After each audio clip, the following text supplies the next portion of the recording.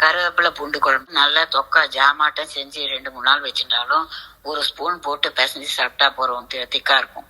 இளங்கருவேப்பிலைய அவங்க மெம்பர்ஸ்க்கு ஏற்ற மாதிரி 2-3 கையோடணும். வானிலையில எண்ணெயை விட்டு நல்லெண்ணெய் விட்டு கட்டி பெருங்காயம், மெயினா துவரம் பருப்பு, உளுத்தம் பருப்பு, மிளகு, ஜீரகம், 5-6 பல்லு பூண்டு, மிளகாய் வத்தல் எல்லாத்தையும் ஒன்றா போட்டு வறுத்து தனியாக எடுத்து வச்சுக்கோங்க. அதே கடாயில லைட்டாக மாதிரி கருவேப்பிலை ரொம்ப கிறிஸ்பாக வறுக்கக்கூடாது, போட்டு கொஞ்சம் நாழி வதக்கி எடுத்து அப்படியே எல்லாத்தையும் மொத்தமாக சேர்த்து அரைச்சி வச்சுக்கோங்க தனியா. அப்புறம் பூண்டு ஒரு 15-20 பல்லு பூண்டு, பெரிய பல்லு பூண்டா இருந்தா பாதியா கட் பண்ணிக்கணும்.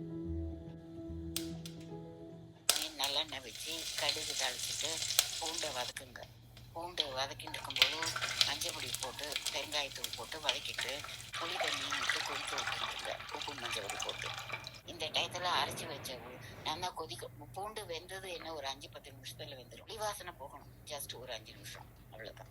புளி வாசனை போன அப்புறம் அரைச்சி வச்ச விழுது நல்லா மிக்சியை அலம்பி அதில் விட்டு குழம்பு அளவுக்கு மீடியம் ஃப்ளேம்ல தான் வச்சு செய்யணும். பெரிய ஃப்ளேம்ல எல்லாம் செய்யக்கூடாது, மீடியம் ஃப்ளேம்ல வச்சு நல்லா கொதிக்க விடணும்.